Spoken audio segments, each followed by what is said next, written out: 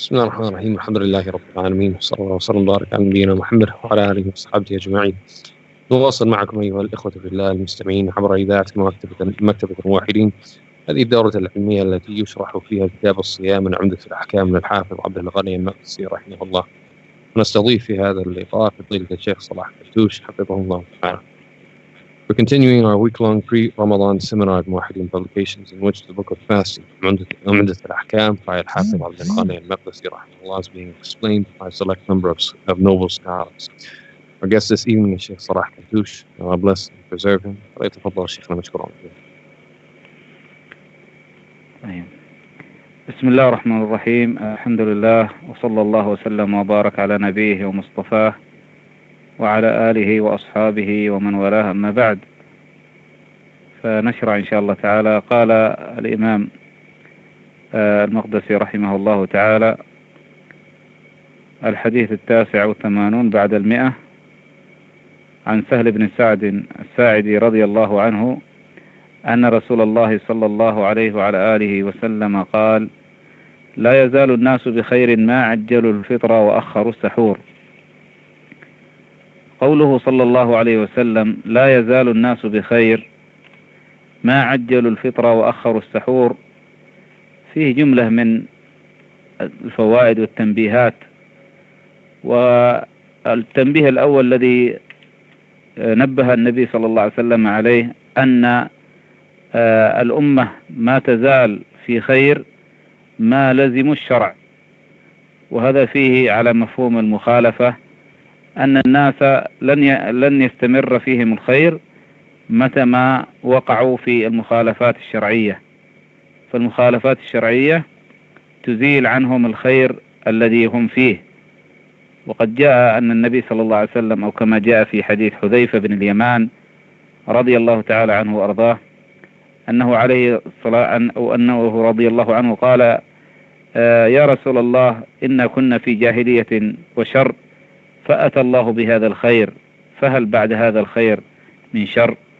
الحديث، وفيه هذا الحديث فيه إفادة على أن الخيرية حصلت للناس بنزول الشرع، ومتى ما لزم الإنسان المسلم الشريعة والسنة فهو ما يزال في خير. نعم. The Shaykh Hafiظullah Ta'ala began by mentioning the name of Allah, the most compassionate and most merciful, praising Him and invoking His peace and blessings upon the chosen messenger, Sallallahu Alaihi Wasallam, his family, companions, and those who follow their guidance. He began with the hadith mentioned by the author Al-Hafiz Abdul Ghani al-Maqdisi rahimahullah ta'ala, which is on the authority of Sahl ibn Saʿad al-Sa'idi radiyallahu anhu, who said that Allah's Messenger Sallallahu Alaihi Wasallam said, the people will continue to be in a state of goodness as long as they hasten to break the fast. And in a narration Sahih Muslim, as long as they hasten to break the fast and delay in taking their pre-dawn meal. Excuse me, that addition was in Muslim Imam Ahmad, not Sahih Muslim. The beginning part, that the people will continue to be in a state of goodness as long as they hasten to break their fast. That's in both Bukhārī and Muslim. In addition to that, found in Muslim Imam Ahmad, is as long as they hasten to break their fast and delay in taking their pre-dawn meal. Shaykh Hafiظullah Ta'ala commented saying, there are a number of lessons that we can learn from this hadith. Firstly, that the ummah will continue to be in a state of goodness as long as they adhere to the legislation of the Sharia. And if we look at this conversely, we find that the opposite is true. That when the people do not adhere to the Sharia, then they will no longer be in a state of goodness. So we find the hadith of Hudhayfa ibn al-Yaman radiyallahu anhu wa ardah. He said that, O Messenger of Allah, surely we were in a state of jahiliyyah and evil, and then Allah brought about this good. After this good, will there be more evil? The Prophet ﷺ said, yes. This was a long hadith and has long continuation after it. The point is that people will be in a state of goodness as long as they adhere to the Sharia. And the moment that people start adhering to something else, then this goodness is going to disappear and evil will take its place. So whenever the Muslim adheres to the legislation, to the Sharia, certainly he will be in a state of goodness. تفضل شيخ. ايش رأيك صابر؟ ايه واصل شيخنا؟ نعم، بارك الله فيكم. أقول قوله صلى الله عليه وعلى آله وسلم ما عجل الفطر، فيه التنبيه على أن هذه الخيرية التي قال فيها النبي صلى الله عليه وسلم مقرونة بمثل هذه الأمور، يعني أن الخيرية هذه التي أرادها النبي صلى الله عليه وسلم هي ليست محصورة في ذكر هذه المسألتين، لكن يعني كأن الرسول صلى الله عليه وسلم يقول لا يزال الناس، أو إذا فعل الناس تعجيل الفطر وتأخير السحور، فمما يجعلهم أو مما يجعلهم يستمرون على الخير هذه المسألة. ومما يدل على أن الخيرية أعم من هذا قوله سبحانه وتعالى كنتم خير أمة أخرجت للناس تأمرون بالمعروف وتنهون عن المنكر وتؤمنون بالله.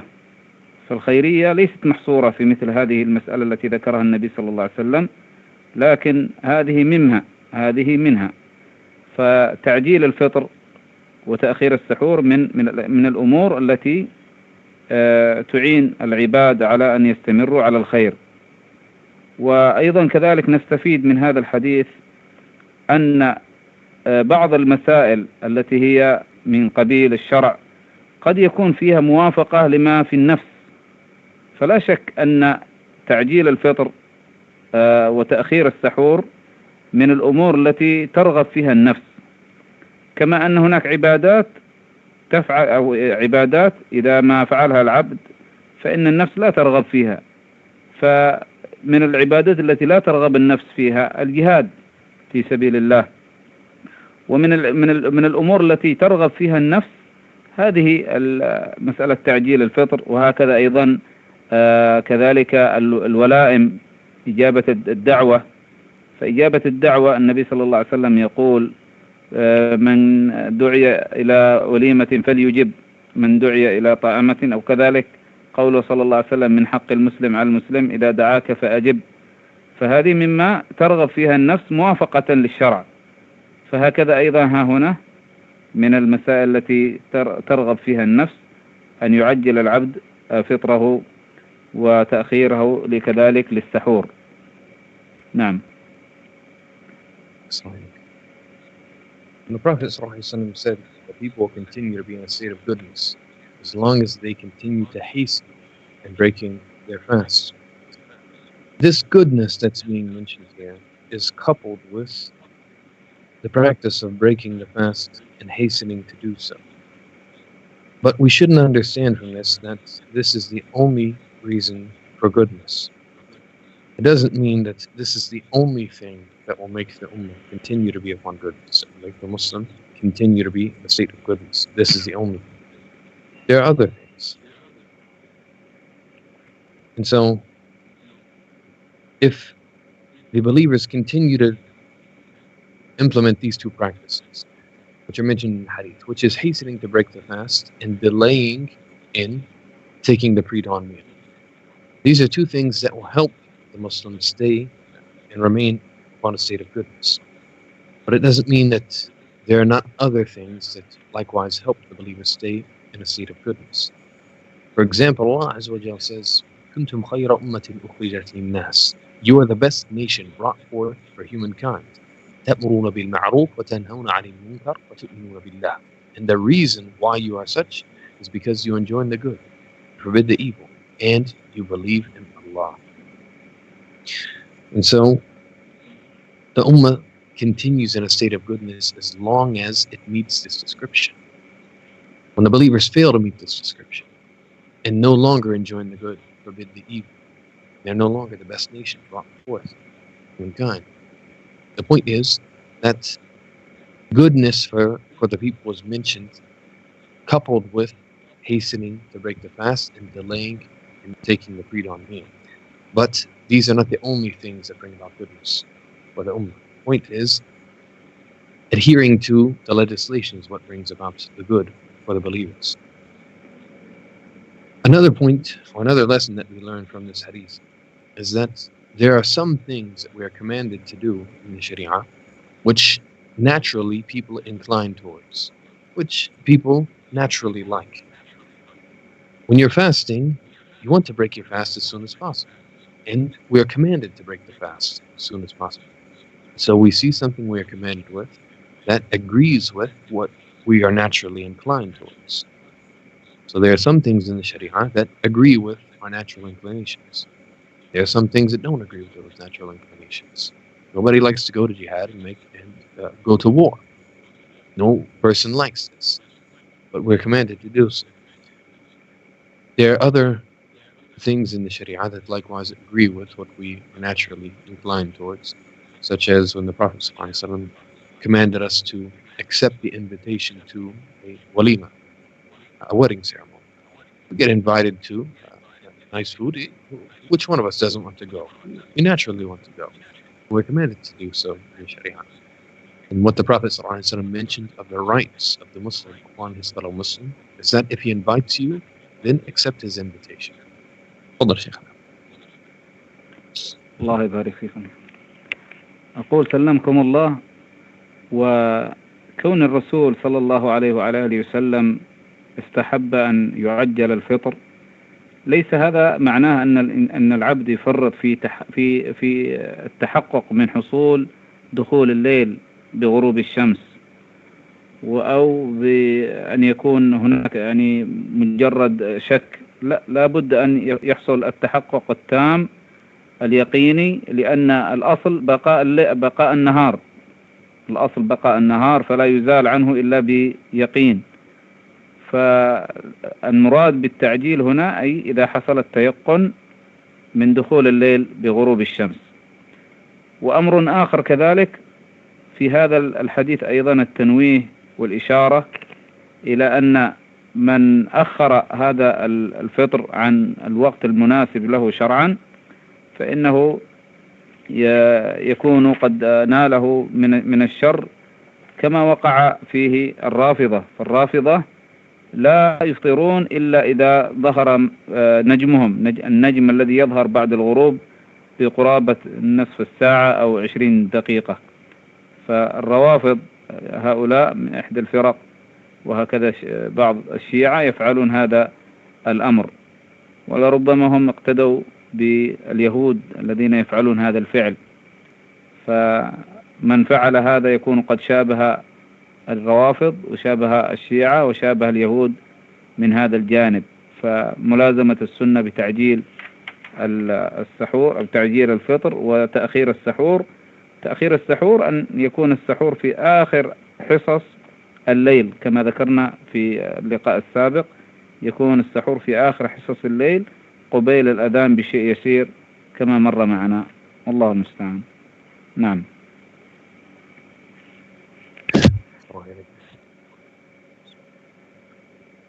The Prophet ﷺ, when he preferred for us to hasten in breaking the fast, this doesn't mean that we should be negligent about ensuring that the night has already begun.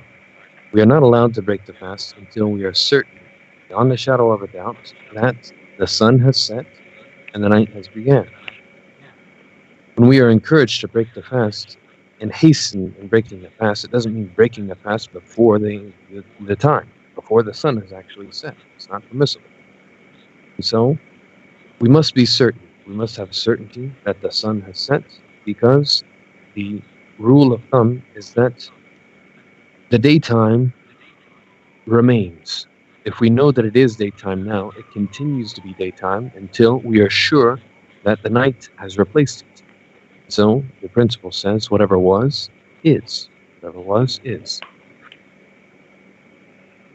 And so until we are certain that the night has begun, that the sun has set, we are not allowed to break the fast. And so hastening to break the fast doesn't mean being negligent about watching the time and making sure that the sun has already set.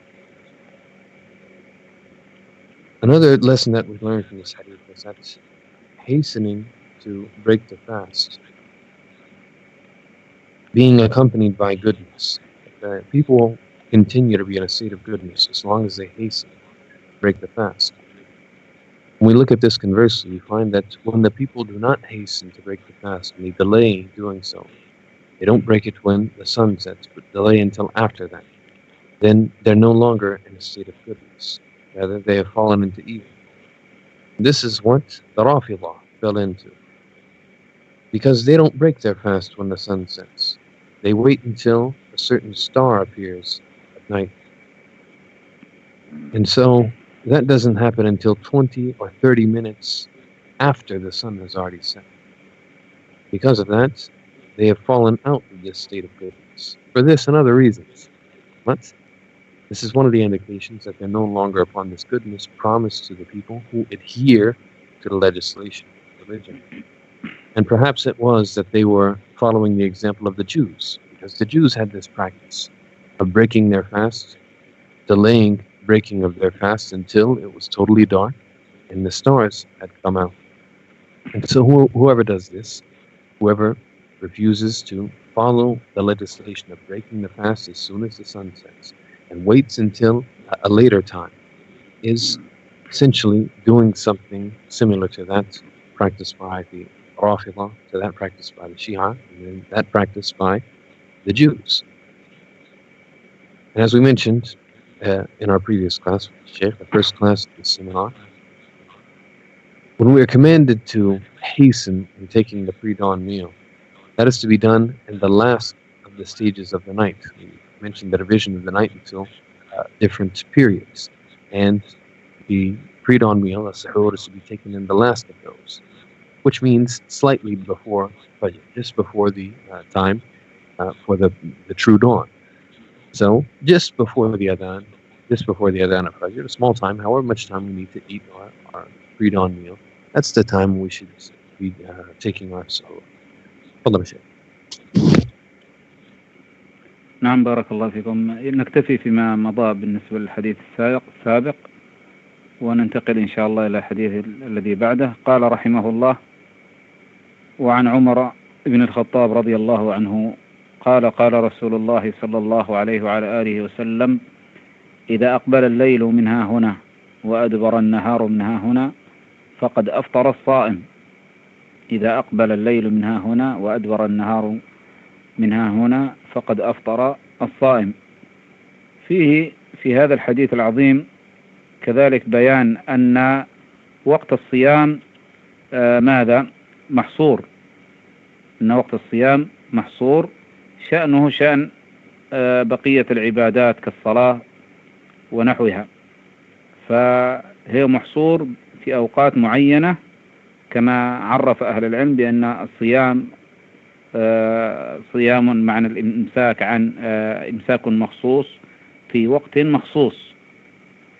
مخصوص، فهو محصور في وقت النهار، فإذا دخل الليل فقد أبيح للصائم أن يفطر. وهذا فيه كذلك إفادة أن النبي صلى الله عليه وسلم لما عين قضية الإفطار حصرها أيضا كذلك بغروب قرص الشمس، فإذا غرب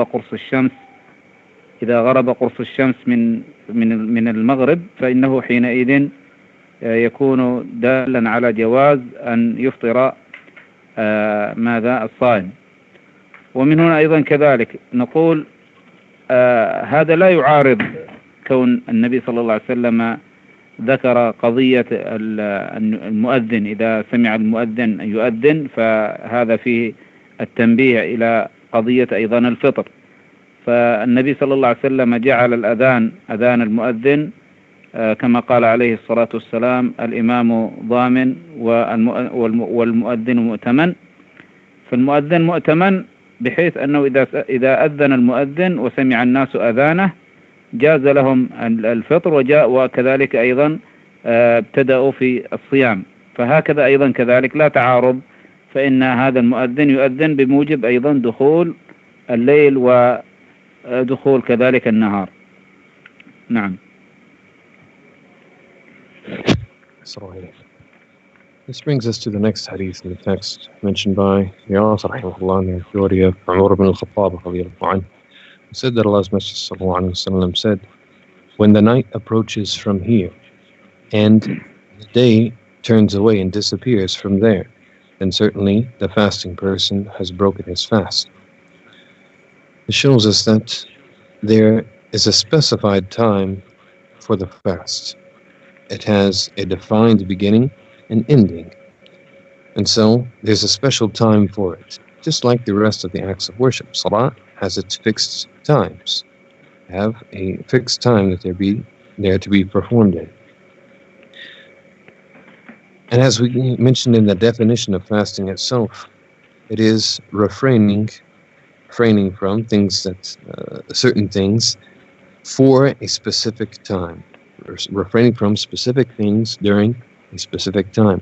So once that time comes to an end, it's no longer time for fasting. It's time to break the fast. And so as soon as the night comes, this is no longer a time for fasting. And it's permissible, encouraged for the fasting person to eat right away, immediately. And the time that happens is when the sun sets in the west. As soon as the sun is no longer visible on the horizon and it's gone below the horizon, this means now it's time to break the fast. And there's no contradiction between this and what the Prophet ﷺ mentioned of permissibility of breaking the fast once the Ādhān is heard. And that's because the mu'adhin is a person who is entrusted with a responsibility. As in the Ḥadīth, that the Imam is a person who gives the guarantee, and the mu'adhin is a person who is entrusted. The person who is entrusted with calling the Ādhān, from the descriptions that he must meet, is that he knows the time and he's trustworthy. He keeps track of the time. So he's not going to call the Ādhān and announce to the people that now it's time to break fast until he is certain that the time has actually come. And so there's no contradiction between breaking fast when the night comes and breaking fast when the Ādhān is heard. Why? Because they should come together. Because the person who's given that responsibility to call the Ādhān must know and must only call the Ādhān when that time actually comes, not before, not after. So when the people hear the Ādhān, they should relax and know that now we can break our fast. تفضل يا شيخ. بارك الله فيكم. أقول سلمكم الله أيضا كذلك هذا الحديث لا يعارض ما جاء في أصل الذي سيصوم صيام الوصال، وكما سيأتي إن شاء الله معنا في الحديث بعده التفصيل في هذا. فإن من يواصل كذلك حتى لو واصل اليوم، لو وصل اليومين معا، فإنه ولا شك أنه سيفطر كذلك إذا دخل الليل. لا يفطر أو لا يكون الفطر في آخر صيامه إلا مع هذا، على تفصيل يذكره أهل العلم أن الوصال ما إذا صام العبد فإنه يفصل دون هذا الصيام أكله يأكلها في السحر، يعني يكون سحور يكون له سحورا وفطرا في آن واحد.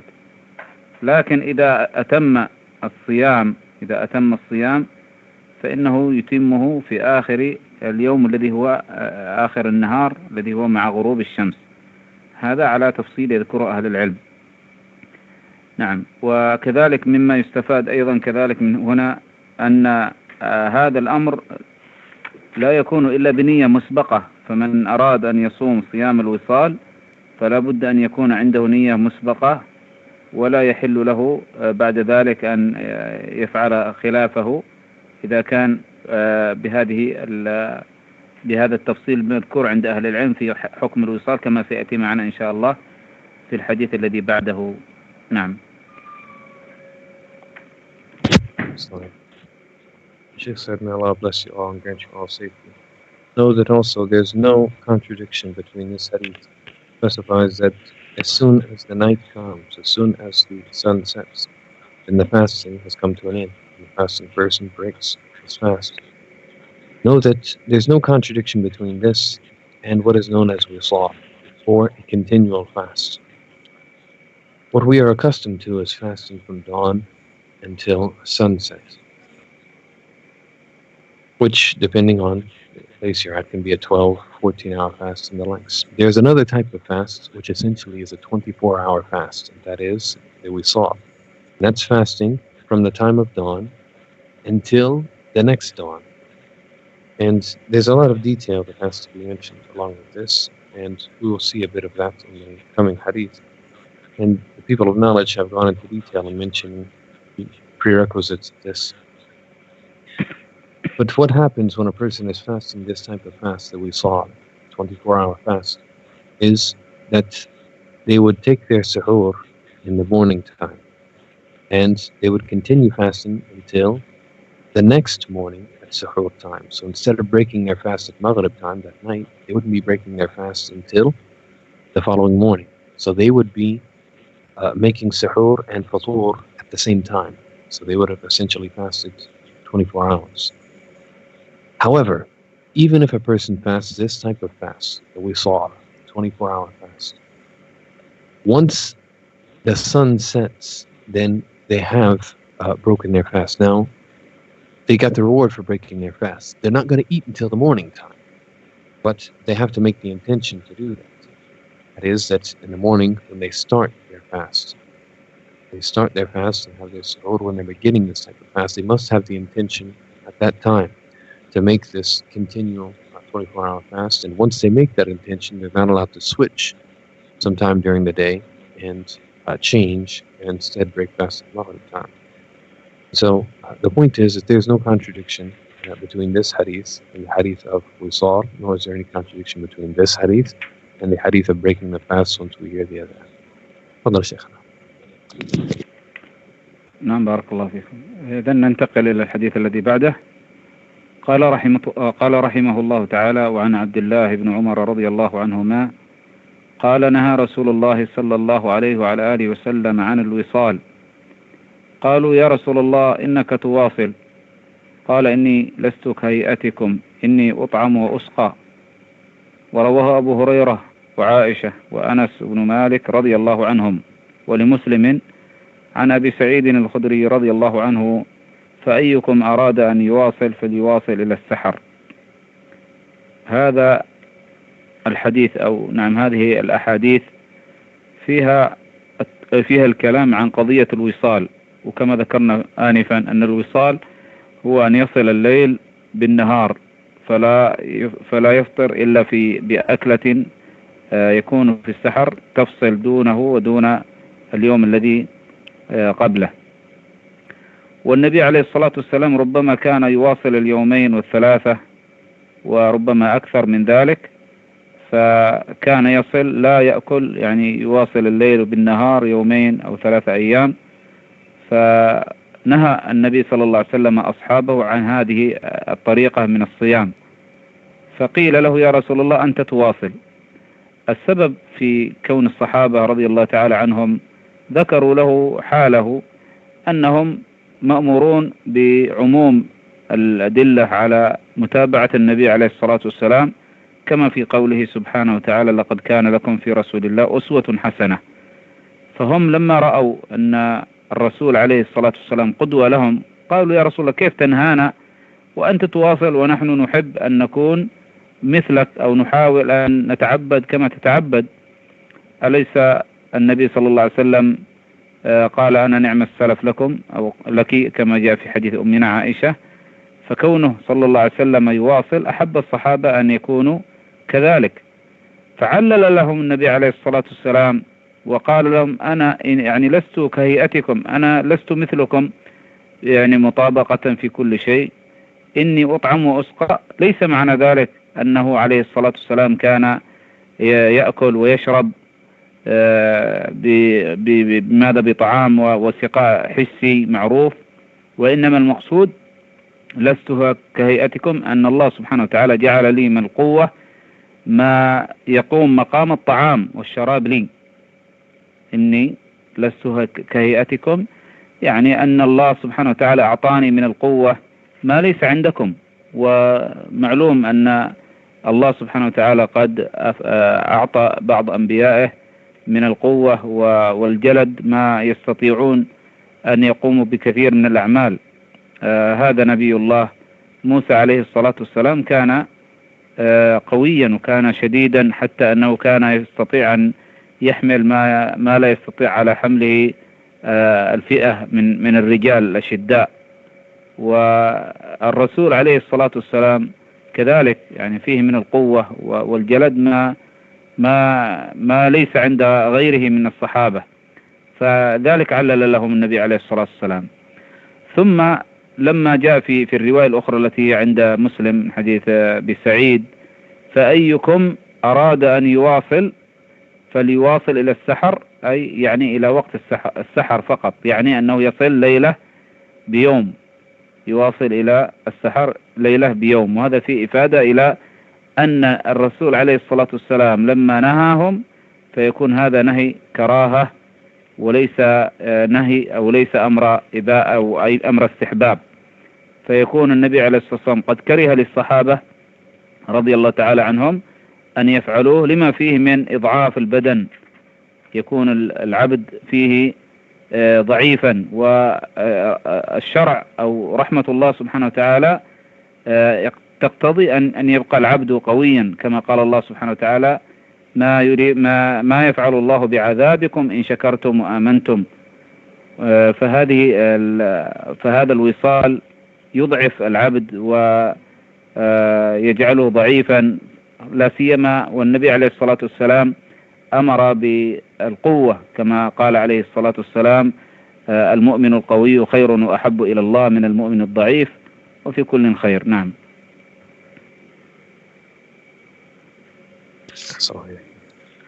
This brings us to the next hadith.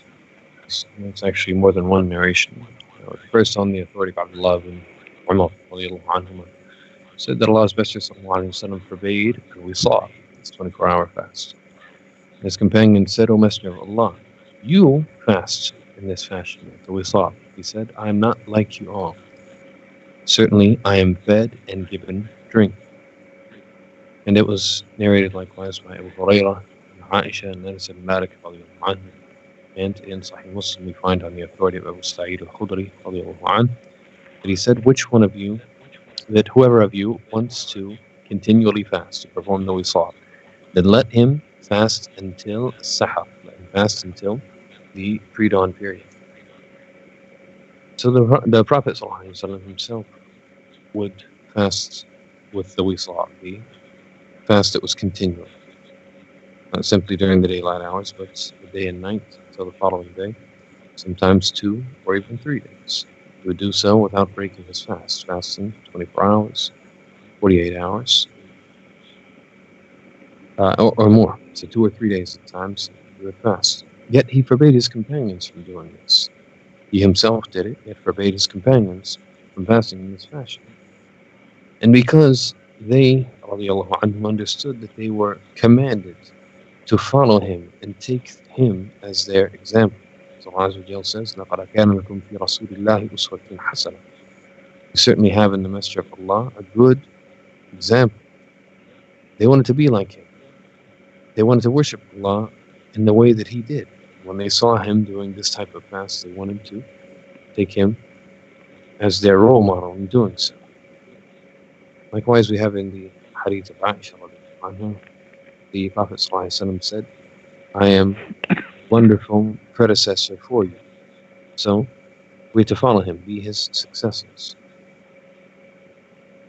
So they wanted to do so. They saw him fasting in this fashion, doing the wisāl, and they wanted to do so. He said, "I am not like you." Told them not to do so, and said, "I'm not like you. I am given food and drink at night."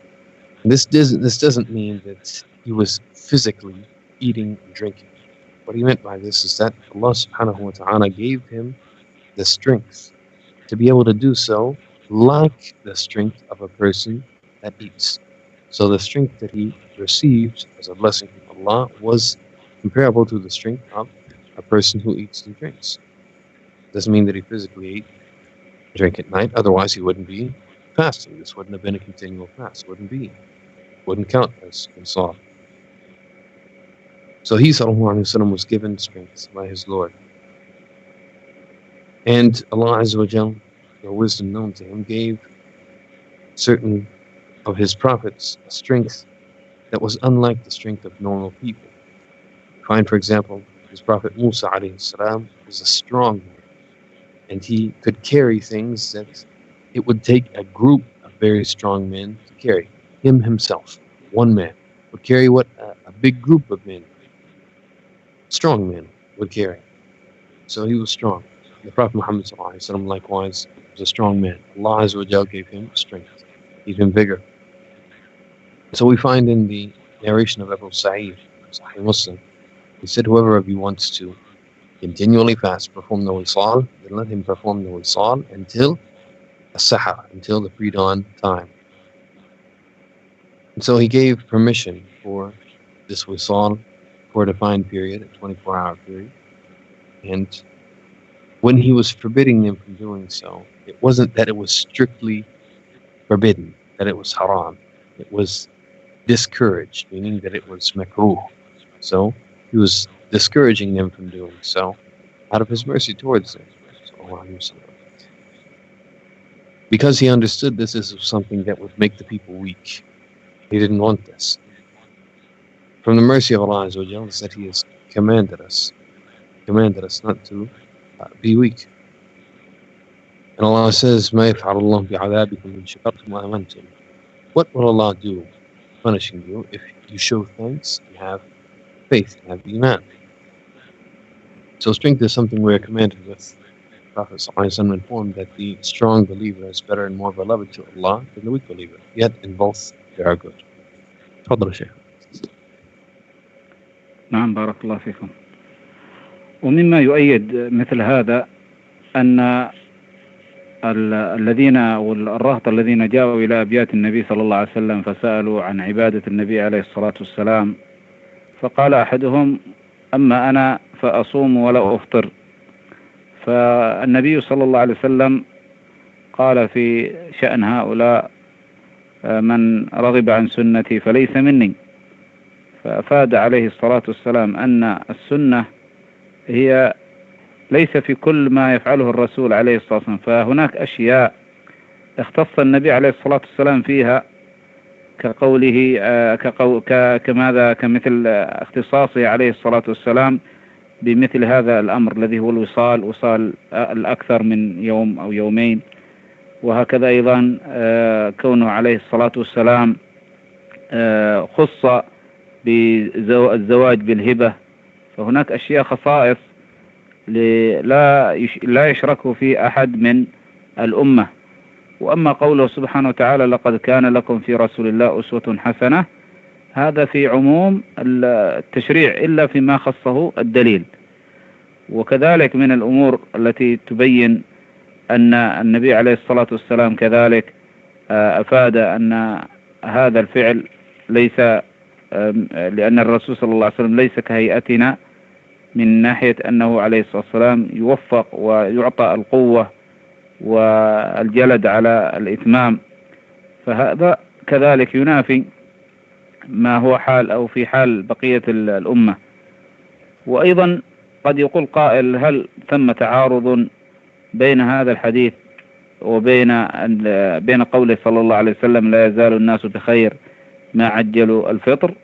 نعم، إذا كان ثم نية مسبقة كما ذكرنا للوصال فإنه ليس هناك أي معارضة. وإذا كان الأولى والأفضل ترك الوصال لغير النبي عليه الصلاة والسلام فهذا ليس فيه أي معارضة بين الحديثين. نعم. Shaykh said, may Allah bless you all. Also, what this proves, or part of what we learn from this, is that when we see the other narration about the group of people who came to the Prophet ﷺ, and they were very eager to perform acts of worship to please Allah, and they had a lot of energy. What one of them said is that I'm going to fast and not break fast. The Prophet ﷺ said, whoever turns away from my sunnah, then he is not from me. We should know that not everything that the Prophet ﷺ did is from what his followers are supposed to do. There were certain things that he did, and they were specifically for him, and we are not to follow him in those things. And so this was one of the things that he was saying, that he would perform this wisal, but he was unlike the other people. Allah Azza wa Jalla gave him strength to do so that other people are not given. One of the other characteristics that was specifically for him, that people do not follow him in, is the permission of marriage by a gift, meaning without having that a woman could give herself to the Prophet ﷺ, he would not have to give her a mahar in order to marry her. This is something that none of the believers share with him in. It's not permissible for a man to marry a woman without giving her a mahar. This was permissible for the Prophet ﷺ, but for him and him alone. As for the statement of Allah Azza wa Jalla, قَدْ كَانَ لَكُمْ فِي رَسُولِ اللَّهِ أُسْوَةٌ حَسَنَةٌ, certainly there was for you a good role model in the Messenger of Allah. This deals with what is general of the legislation, but there's no evidence specifying the Prophet ﷺ for. So yes, in everything, generally, we have a good role model. We're supposed to follow the Prophet ﷺ, but we have certain evidences showing us that there are things that are for him that are not for his followers. For amongst them, the strength that he was given to perform the wisal, that other people are not given. Some people may say, isn't there a contradiction between what we find in this, of the permissibility of fasting with the wisal, and with the hadith that we just read? That is, that the people will continue to be in a state of goodness as long as they hasten to break the fast. Isn't there some contradiction between the two? And the answer is no, there's no contradiction between the two. Because if a person begins his fast with the intention of making the wisal, then he's performing another category of fast which has its separate evidence for the permissibility of it in the Sunnah. So it's an exception to the normal rule, but it's not. It's another category. It's not something that contradicts this type of fast. تفضل يا شيخ. نعم سلمكم الله. نكتفي إن شاء الله فيما مضى وننتقل إلى الحديث الذي بعده. قال رحمة الله عليه: وعن عبد الله بن عمرو بن العاص رضي الله عنهما قال: أخبر النبي صلى الله عليه وعلى آله وسلم أني أقول: والله لأصومن النهار ولأقومن الليل ما عشت. فقال رسول الله صلى الله عليه وسلم: أنت الذي قلت ذلك؟ قال: فقلت له: قد قلته بأبي أنت وأمي. قال: فإنك لا تستطيع ذلك، فصم وأفطر ونم وقم وصم من الشهر 3 أيام، فإن الحسنة ب10 أمثالها، وذلك مثل صيام الدهر. قال: قلت: إني لأطيق أفضل من ذلك. قال: فصم يوما وأفطر يومين. قال: قلت: إني لأطيق أفضل من ذلك. قال: فصم يوما وأفطر يوما، فذلك صيام داود عليه السلام، وهو أفضل الصيام.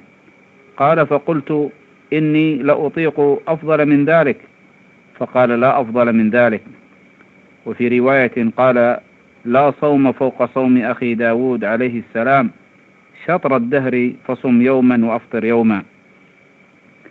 نعم، هذا الحديث العظيم الذي هو حديث عبد الله بن عمرو بن العاص رضي الله تعالى عنه وعن أبيه، وفيه أنه عليه رضوان الله قال: أخبر النبي صلى الله عليه وسلم أني أقول: والله لأصومن النهار ولأقومن الليل ما عشت. هذا الحديث فيه إفادة أن بعض الصحابة رضي الله تعالى عنهم ربما عملوا بعمومات الأدلة وما جاء في الحث على مثل ذلك. فعبد الله بن عمر رضي الله عنه كان يلقب بعابد الصحابة. عبد الله بن عمرو كان يلقب بعابد الصحابة، وعبادته عليه رضوان الله كانت معلومة، حتى أن أبا هريرة رضي الله عنه يقول: ما أعلم أحدا أكثر حديثا مني إلا عبد الله بن عمرو، فإنه كان يكتب ولا أكتب. ولربما يعني كان السبب في انشغال عبد الله بن عمرو رضي الله عنه عن التحديث وعن عن عقد مجالس التحديث هو انشغاله بالعبادة، ولذلك لقب بعابد الصحابة رضي الله عنهم. فالنبي صلى الله عليه وسلم أخبر بذلك نكر من أو ماذا أبهم الذي أخبر النبي صلى الله عليه وسلم. من الذي أخبر النبي عليه الصلاة والسلام نقل إليه عليه الصلاة والسلام.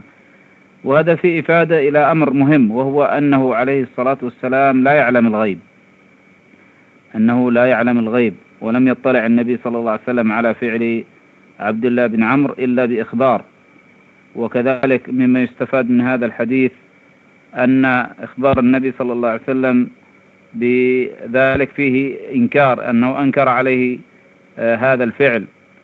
وفيه كذلك أن ما يفعله الصحابة رضي الله تعالى عنهم لا يكون إقرارا إلا إذا أقره النبي صلى الله عليه وسلم بقوله. إذا فعل بعض أصحاب النبي عليه الصلاة والسلام شيئا من الأمور التعبدية، فإن النبي عليه الصلاة والسلام إما إن اطلع على هذا الفعل وسكت عليه الصلاة والسلام فيكون من الإقرار. أما إذا لم يكن عندنا دليل بأن الرسول عليه الصلاة والسلام قد اطلع على هذا الفعل، فليس مجرد فعل الصاحب حجة إلا إذا ماذا أقر من قبل النبي صلى الله عليه وسلم، أو كما يذكر أهل العلم ما يسمى بعد ذلك عند أهل العلم بالإجماع السكوتي، وهو اطلاع الصحابة الآخرين على فعله وعدم الإنكار عليه. مما يؤيد هذا الفعل أن عبد الله بن عمر رضي الله تعالى عنه كان ربما نزل في بعض أسفاره فبال حيث بال النبي صلى الله عليه وسلم، فأنكر عليه بعض الصحابة رضي الله تعالى عنهم هذا الفعل، وقالوا هذا وذكروا الإنكار عليه أن هذا ليس من السنة أنك تبول حيث بال النبي صلى الله عليه وسلم ونحو ذلك. المهم الذي يهمنا من هذا أن النبي صلى الله عليه وسلم لم يقر عبد الله بن عمرو على صنيعه هذا. وقد مر معنا آنفا قول النبي صلى الله عليه وسلم لأولئك الثلاثة الذين جاءوا إلى بيوت النبي صلى الله عليه وسلم يسألون عن عبادته، فقال أحدهم إني لا أصوم يعني ماذا سأصوم ولا أفطر أبدا. وقال عليه الصلاة والسلام من رغب عن سنتي فليس مني. نعم.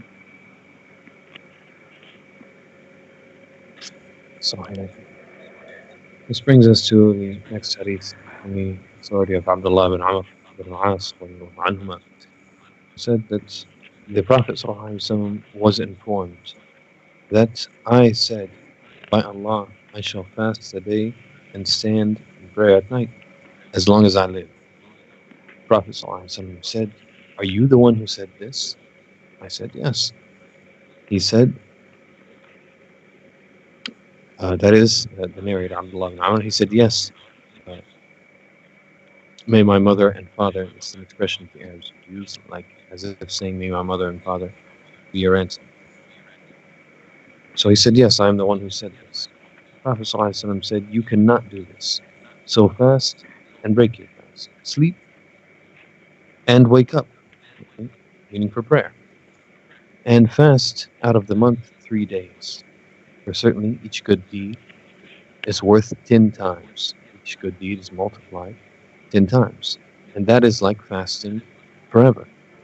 Fasting 3 days out of every month, multiplied by 10 is like fasting every month.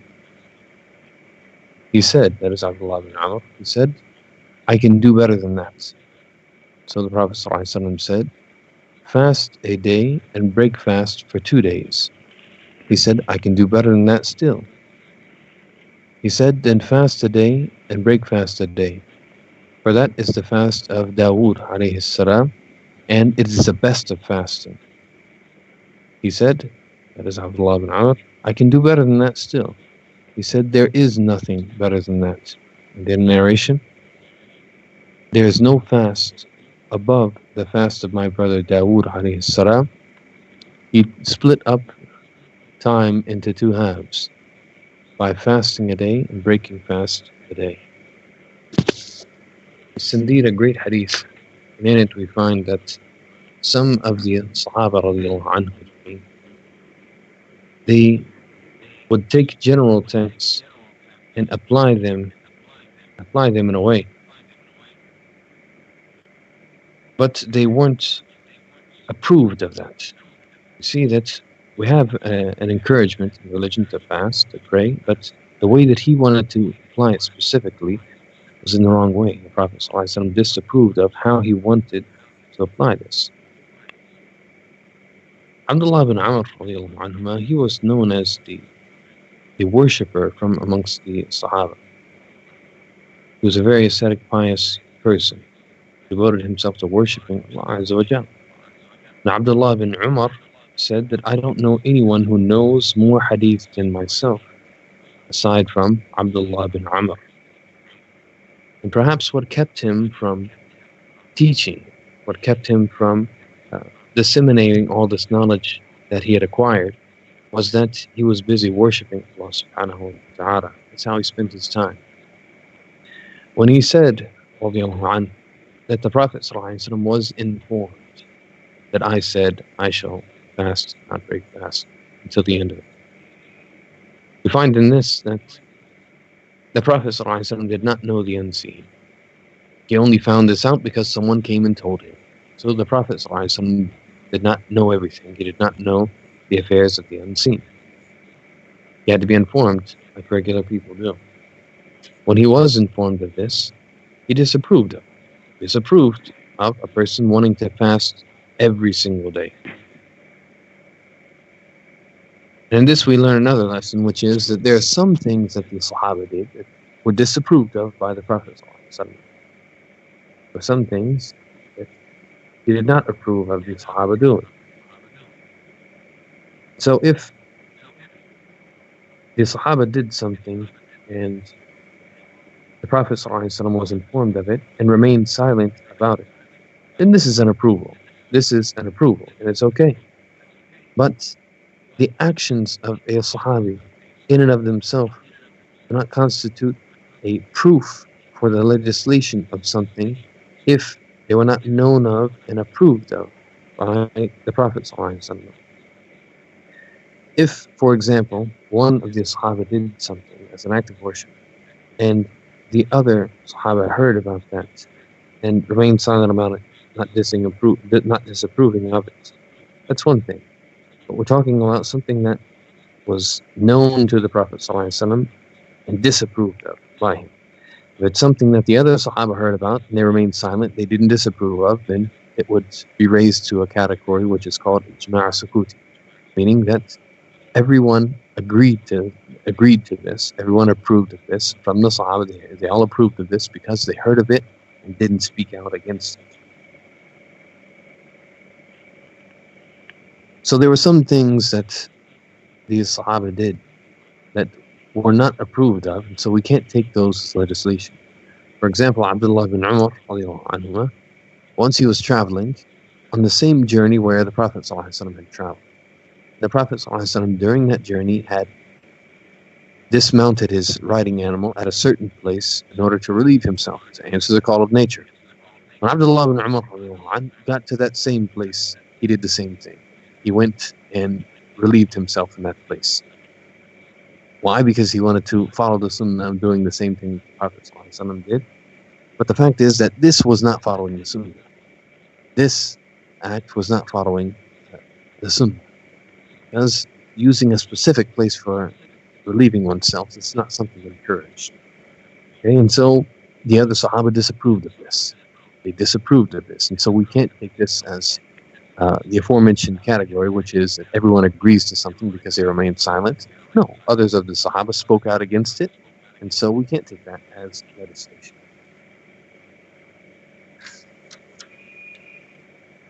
So this was one of those cases.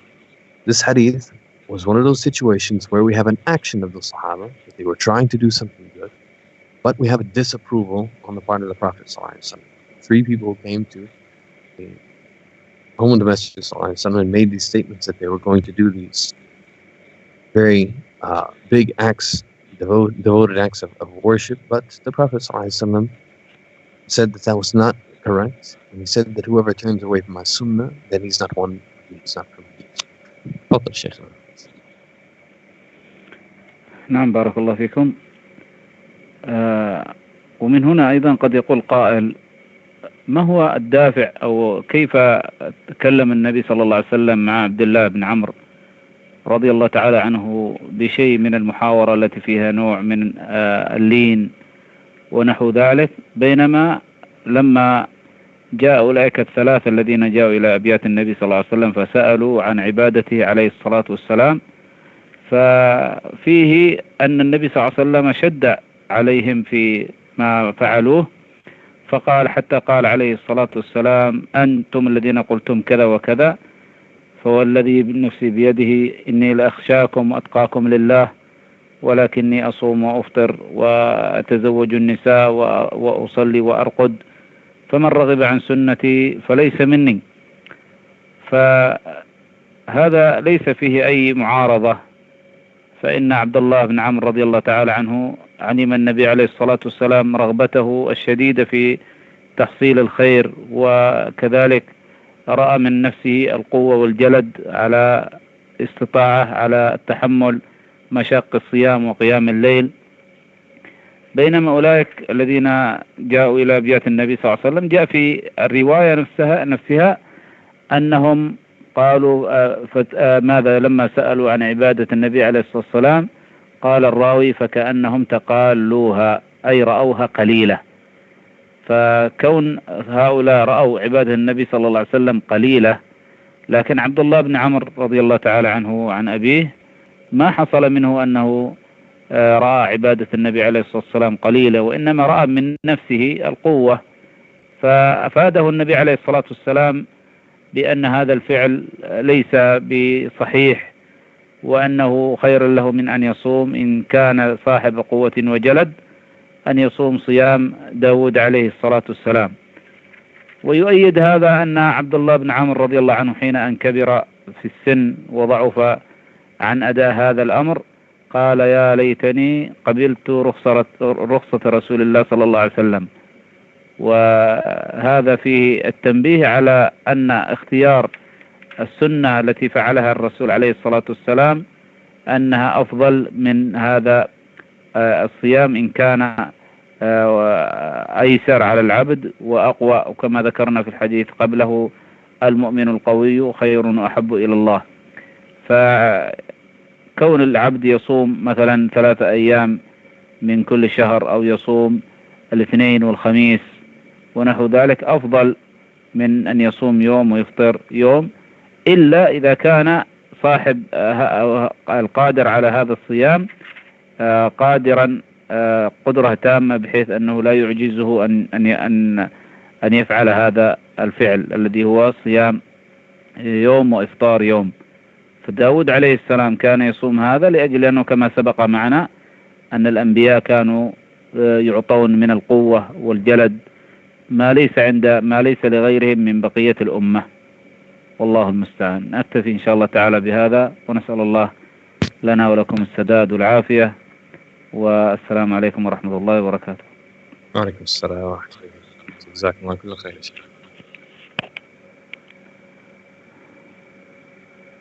Someone might pose the question, how is it that the Prophet ﷺ spoke with Abdullah bin Amr in this situation, and he was being gentle with him, whereas in the other well-known situation where those 3 people came to the house of the Prophet ﷺ asking his wife about his act of worship, and when they heard about that, then they considered it to be little, and so they were determined to do more, and they said they were going to do these acts of worship. And said, I'm going to fast every day. Said, I'm going to pray all night, every night. And said, I'm never going to get married. The Prophet ﷺ was very stern and harsh, rebuking them for this statement. So how is it that he was so gentle with Abdullah bin Amr and so severe with these 3? Saying to them, when he said to them that when he heard their statement, by Allah, I am the most pious of you all, I have the most taqwa from amongst you, yet I get married, I sleep at night, I wake up sometimes at night, I sleep sometimes at night, I don't stay up the whole night to pray. I fast some days and I break fast some days, I don't fast every single day. So he had a different approach in dealing with these 2 separate situations, saying to the 3 individuals, whoever turns away from my sunnah, that he's not one of me. And that goes back to the reason why they said this. These three people said this because they looked at the actions of the Prophet ﷺ and considered them little. Abdullah bin Amr, and this is not why he said that he wanted to fast more. The reason why he said he wanted to fast more is because he was given strength. Allah Azza wa Jalla had given him the strength to do that. He felt that this is something that this was a good use of his strength, a good sacrifice. It's not that he considered the sunnah insufficient. It's that he was given the strength and he was looking for permission within the guidelines of the sunnah to do what was pleasing to Allah Azza wa Jalla. So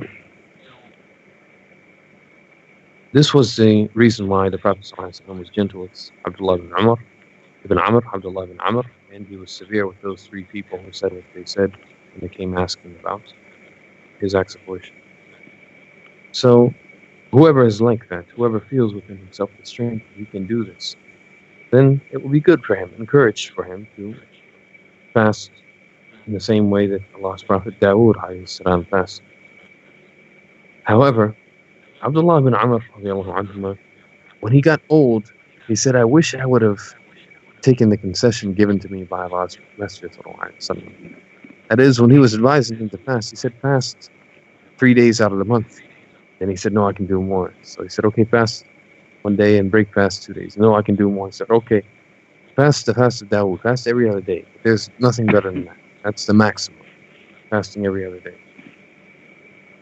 When he got old and he was making a commitment that he wanted to do that for the rest of his life. He was young when he made that commitment. When he got old and was no longer felt that he had that strength, he said, I wish I would have accepted what Allah's Messenger ﷺ had given me. I wish I would have taken the easier route. And so, as we said in determining whether or not a traveling person is going to fast or break fast during his journey, this goes back to what he finds easier. What he finds to be the easiest. This is what determines what is best for him. What is easier for him is better for him.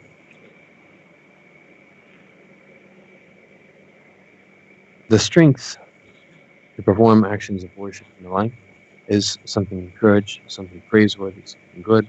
As the Messenger ﷺ mentioned about it, the strong believer is better and more beloved to Allah than the weak believer, but in both there is good. So if a person notices within himself strength, that he has the strength to do more than just those 3 days a month, that he can do Monday and Thursday, then do it. If a person notices that they have even more strength than that they do Monday and Thursday and they feel that I can do more than this, that I can do fast Dawood every other day, then go ahead and do it.